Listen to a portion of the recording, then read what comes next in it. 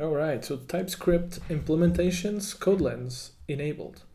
Enable, disable implementations, CodeLens. This CodeLens shows the implementers of an interface. So even if you have the setting set true, you actually need to enable the master switch, which is editor CodeLens. So this is the master switch. You need this one set to true if you want TypeScript implementations CodeLens to work. So let me show you what this looks like. This pertains to when you have an implementation here. When you have an interface and you want to see where that implementation is, and you just click it and it opens the peek editor and highlights the implementation of that interface.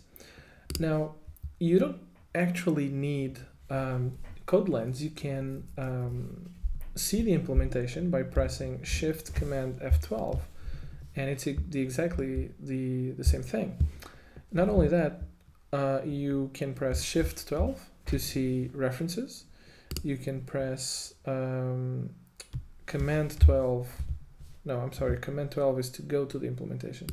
You can press Control. I think it's Control. No, Option F12 to see definitions, and then Shift Command 12 to see implementations. So, and by the way, you just become a better programmer if you know all these shortcuts, right?